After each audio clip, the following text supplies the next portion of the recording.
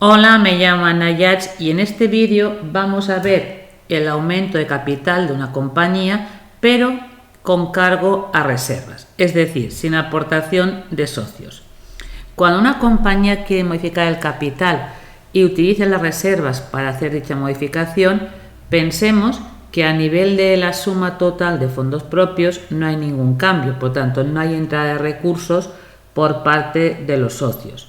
Lo que ocurre es que esa compañía, o porque necesita licitar a proyectos y le piden un capital mínimo obligatorio, o de alguna forma que de alguna manera, por ejemplo, salir en bolsa, o simplemente necesita endeudarse o aumentar la garantía de caras a terceros, lo que está pensando es en que lo que era disponible libre, dejarlo escriturado. Pero al dejarlo escriturado, eso hace que de caras a terceros, si yo un día de mañana quisiera devolver lo que he escriturado, haría falta que la Junta de Accionistas por mayoría lo aprobara, y además, si devolución de aportaciones, debería hacerlo público porque los acreedores cuentan con derecho a oposición. En cambio, si lo tengo como reservas libres, ya digo, prima de emisión, voluntarias o aportación de socios, puede ser objeto de reparto sin que tenga que comunicar a los acreedores esa intención que tenemos de repartir este dinero entre los socios. Evidentemente, cualquier ampliación de capital debe ser aprobada por la Junta de Accionistas. En este caso, como vamos a escriturar reservas, necesitamos que el balance que pone a disposición de la Junta de Accionistas no tenga una antigüedad que exceda los 6 meses y tiene que estar auditado, porque evidentemente se basa en que luego lo que escriture debe estar verificado por un tercero. También la escritura que refleje el aumento de capital habrá como anexo ese balance que se dé soporte que está auditado. Es importante, aquí remarco un poco el texto de capitales, cuáles son los requisitos para escriturar reservas a capital social, y también veremos qué se pueden utilizar y cuáles no. Para ello, lo que he comentado era lo del balance auditado, y de entrada comentaros que, claro, en ese balance que me voy a basar hay varios epígrafes. Tenemos dentro del patrimonio neto la parte de fondos propios, de cambios de valor o de subvenciones. Lo que viene a decir ya el ICAC, que la resolución, y también otro refundido, que nunca podemos escriturar lo que está en el epígrafe A2 y A3, de que está contabilizado en patrimonio neto en el grupo 13. Porque no forma parte de los epígrafes de lo que es fondos propios. Yo puedo escriturar lo que está dentro del epígrafe A1. Por tanto, cualquier cambio de valor en un activo financiero o tema coberturas o subvención de capital, hasta que no se transfiere a P&G, no puede ser objeto y siempre se reparta de inscripción. En relación al resto de reservas, hay que diferenciar si es una sociedad limitada o una anónima. Las empresas que son limitadas, la idea es que aparte de lo que es libre y disponible, que entenderíamos las voluntarias, la prima y aportación de socios, la reserva legal en la SL se puede escriturar sin ningún tipo de complicación, es decir, en su totalidad. En cambio, la SA, la normativa mercantil, solamente permite escriturar reserva legal la parte que exceda al 10% del capital aumentado. En relación con esa estatutaria, depende de lo que digan los estatutos, pero normalmente no se limita el que se pueda escriturar. Normalmente la estatutaria es para compensar pérdidas o bien para ampliar el capital social. A continuación, cogiendo un poco los códigos de reservas, os he remarcado cuáles pueden ser objeto de inscripción. Os he puesto la prima, que es lo que aportó el socio pero es disponible y libre, la voluntaria, y en las reservas especiales he remarcado el capital amortizado, que es una cuenta que en el pasado la compañía devolvió aportación a los socios o amortizó autocartera, y para evitar la consulta a acreedores cogió una reserva disponible y la puso en capital amortizado por el saldo de la cuenta 100 que se redució. Por tanto, si lo vuelvo a escriturar no hay ningún tipo de problema. Y tampoco hay problema con la cuenta de aportación de socios o propietarios. En cambio, estas cuentas que he remarcado, sobre todo dentro del tema reservas especiales, ¿vale? Que aquí, por ejemplo, os podéis encontrar temas relacionados con la autocartera. Si la compañía tiene participación en la dominante, es decir, una autocartera indirecta, yo tengo un activo financiero que por normativa mercantil, mientras lo mantenga, he de tener una reserva indisponible por el mismo importe. Pues esa cuenta no se puede escriturar, está soportando ese activo financiero. O si emito acciones propias en garantía, lo mismo. O por ejemplo, una reserva que aún os la podéis encontrar en algunos balances, que es la del fondo de comercio. Esa reserva surgió cuando entró en vigor el plan actual en el año 2008. Hasta el año 2015 estaba prohibido amortizar el fondo de comercio, y como no había gasto de amortización, la normativa mercantil obligaba que del beneficio de cada año como mínimo destináramos un 5% del fondo de comercio a esa reserva indisponible.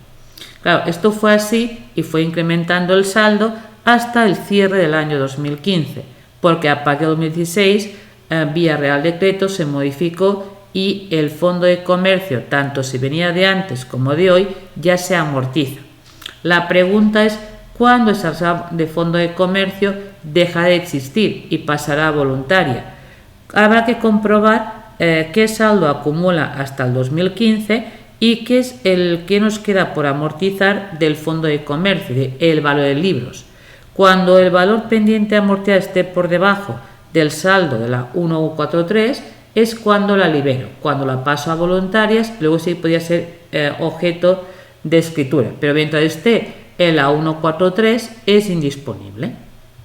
Pero aparte de esto, también son indisponibles todas las reservas que tienen que ver con cuestiones fiscales, la de Canarias, la de capitalización, la de nivelación, porque la entidad fiscal exigen esas reservas que estén identificadas con una subcuenta especial y hasta las pueda liberar a voluntarias, no podré utilizarlas para escriturar.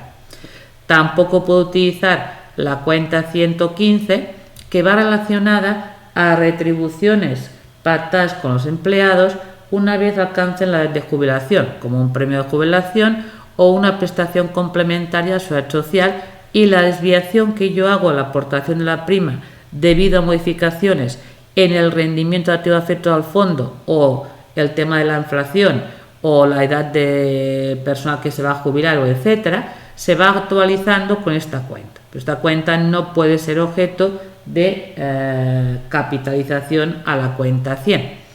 Y pasa igual cuando se hizo el ajuste por el cambio de la peseta al euro al nominal de los títulos. Si surgió una reserva, esa reserva debe permanecer siempre en la contabilidad identificada. Continuando un poco el análisis de las cuentas de fondos propios, en los datos pendientes de aplicación, el remanente no hay ningún inconveniente para escriturarlo. Y una cuenta que hay con mucho cuidado es la 121. Pues si quedan pérdidas por compensar de años anteriores, claro, te limita lo que puedes escriturar de las reservas disponibles. Pues yo tengo en voluntarias, por poner un ejemplo, 100.000 euros y acumulo pérdidas por compensar de 50.000, aunque formalmente voluntaria hay 100, efectivamente que estén en pago neto hay 50.000. Pues no va a permitir escriturar más de 50.000. Pues es una cuenta que hay que tenerla en cuenta porque te limita de lo que es disponible. Se entiende en primer lugar que cubre las pérdidas de años anteriores y luego podría ser objeto de inscripción. Y lo que os decía, todo lo que está puesto en lo que es el epígrafe 13, ya digo, sean donaciones, subvenciones, activos financieros o coberturas, esa información no consta dentro del epígrafe de fondos propios y nunca puede ser objeto de inscripción. Lo acabo de comentar un poco en voz alta, lo he remarcado aquí, que reservas no puedo hacer uso para incrementar el capital. A continuación vamos a ver ejemplos. En el primero vemos un balance con fecha 30 de junio con las cuentas que hay en patrimonio contable, porque aquí lo que es la ampliación que se quiere realizar con cada reservas se aprobó por la Junta de Accionistas en octubre. Entonces, si se pone o se aprueba en octubre, el balance auditado que se pone estudiando la Junta de Accionistas no puede tener una antigüedad que exceda a los 6 meses. Si la compañía hace la compañía natural, el año anterior no le sirve. Pues hace un balance intermedio que sería con fecha 30 de junio, tiene que estar verificado y aquí de entrada, mirando las cuentas de reservas, la que no puede hacer uso es la del fondo de comercio, la de capitalización, la de participaciones de la dominante y tampoco de la subvención de capital, que nos quedarían en principio la voluntaria, la estatutaria nuevamente no hay ningún impedimento y la legal depende de la cantidad que queramos ampliar, pero como ser una SA solamente puedo hacer uso de la parte que ceda a lo que es el 10% del capital aumentado. Esa empresa quiere aprobar un aumento de capital en 50.000 euros. Además lo va a hacer cambiando el nominal de los títulos. Eso quiere decir que hasta que no quede escriturado no voy a registrarlo. Como aquí sería incrementar en 50.000, si el capital de antes era 150, planteo tener escriturado después de la ampliación 200.000 euros y si mantengo el número de acciones es subir la acción de 3 euros a 4 euros. Pues esto lo aprueba la Junta de Accionistas y queda inscrito el 6 de noviembre. Lo que hay que ver es qué las puedo utilizar para que sea coste cero para el socio. Es verdad que la legal la podría utilizar en qué importe. Si el capital que después de la ampliación son 200.000, la parte intocable es el 10%, 20.000. Con un saldo de 25.000, podría hacer uso de 5.000 euros. Aparte de las voluntarias, que tengo un saldo de 40, pero todavía me faltarían 5.000. Pues ¿qué es lo normal? Que no toque la legal y voy a utilizar la estatutaria. Voy a utilizar 40.000 de voluntarias y 10 de estatutarias para que sea a coste cero para el socio.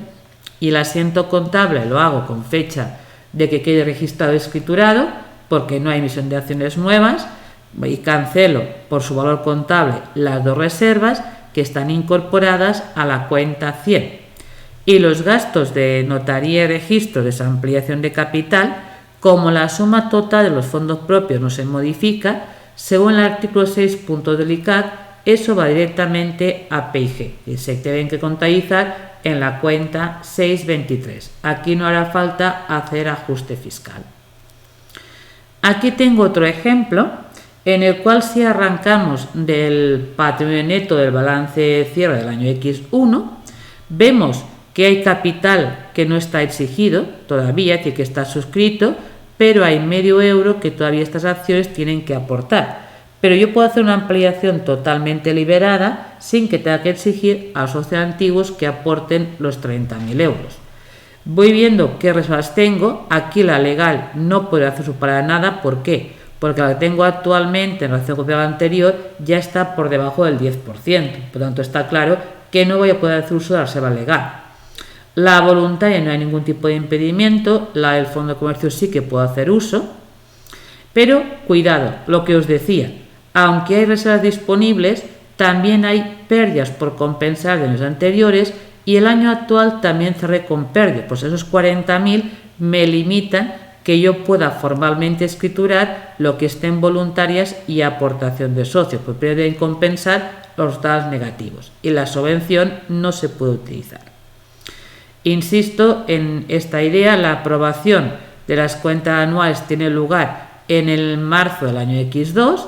Se acuerda que las pérdidas de este año se van a compensar en un futuro cuando tenga beneficios y la ampliación aquí se quiere hacer totalmente liberada, pero emitiendo acciones nuevas. Y se va a llevar a cabo durante el mes de abril y lo queda escriturada el 25 de mayo. Y aquí hay los gastos de notaría y registro de la ampliación de capital. Eso significa, primero, cuando se aprueban las cuentas anuales y se decide que el año pasado se compensa más adelante, cierro la 121 del año pasado y la paso a la 121. Y luego hay que mirar esto, ¿con qué cuentas puedo hacer uso? Pues tengo el saldo de voluntarias y de aportación de socios, ninguna más, pero además debe estar que de esos 120.000, que son su valor contable, no os engañemos. Si hay un agujero hecho de antes y de este año de pérdidas por compensar de 40, lo que realmente tengo disponible para escriturar son 80. Si puedo aumentar en 80.000 euros y en vez de 2 euros, voy a emitir 40.000 acciones nuevas.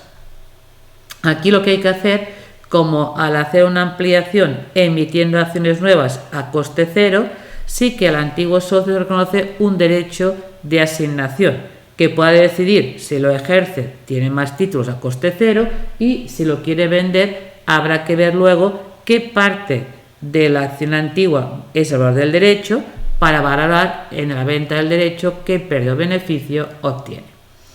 Desde la sociedad emitimos durante el mes de abril las acciones, 40.000 por nominal de 2, y cuando acaba el plazo y son suscritas, doy de baja en la reserva voluntaria y aportación de socios solo por 80.000. Lo que he hecho aquí es quitar totalmente la aportación de socios y el resto lo he cubierto con voluntarias, porque el saldo que quedan voluntarias es para cubrir estados negativos de años anteriores. Y cuando mercantilmente ese aumento de capital quede escriturado, cogeré la cuenta 194 y la paso a la cuenta 100. También aquí los gastos, igual que antes, van directamente a la cuenta 623, pues como la suma de fondos propios antes puede ampliar vale igual, al no haber aportación por parte de los socios, el coste de la operación se imputa directamente a la cuenta de resultados. Aquí tengo otro ejercicio en el cual volvemos a probar la ampliación de capital, como es en el mes de octubre. El balance del año pasado no me sirve y hemos hecho un balance intermedio a 31 de julio. Tenemos un capital actual escriturado de 150.000 euros, de 50.000 títulos a 3 euros, totalmente desembolsado. Tengo por ahí a cuentas que puedo utilizar la prima de emisión sin problemas. La legal, veremos realmente, como aquí el saldo inicial vemos que son 25, depende de lo que quiero escriturar, puede ser que pueda hacer uso de una parte o no. Tengo voluntarias, la capitalización no puedo, el remanente sí. Las pérdidas te bloquean parte de lo que está disponible, porque esos 65.000 en parte están soportados, esas pérdidas están soportadas en parte con lo que es libre y disponible, con la aportación de socios, la voluntaria y el remanente.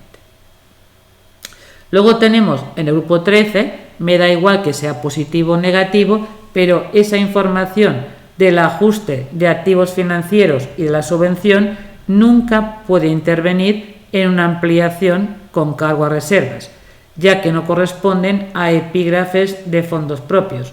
Aquí la idea es que intenta hacer una ampliación totalmente liberada por el máximo que permite la normativa mercantil.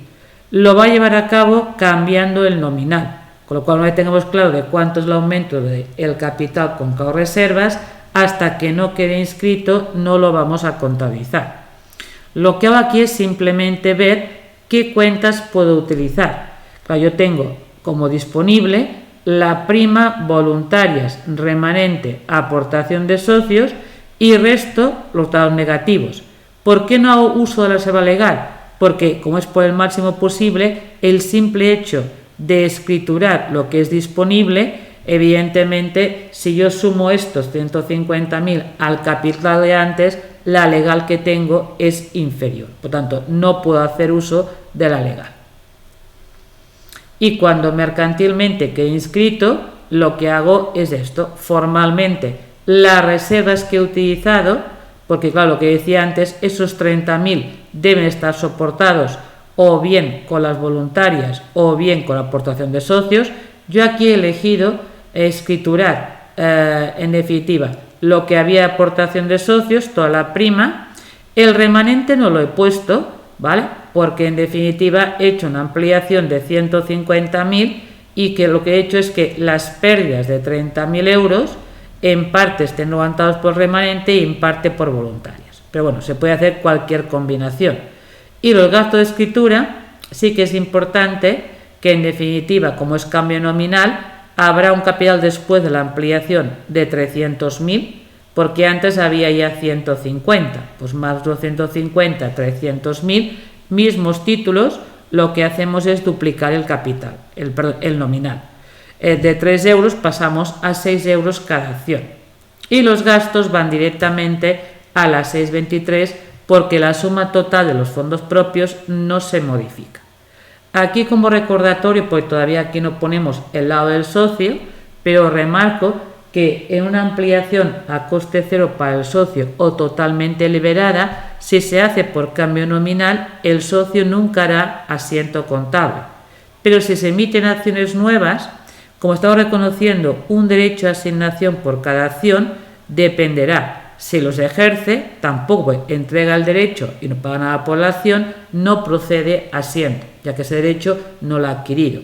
Pero si lo quiere vender, sí que habrá que valorar de la acción antigua qué valor tiene el derecho para determinar en la venta de los derechos qué beneficio obtiene. Y hasta aquí lo que sería ejemplos de ampliación liberada. Espero que os haya interesado el vídeo. Gracias por todo.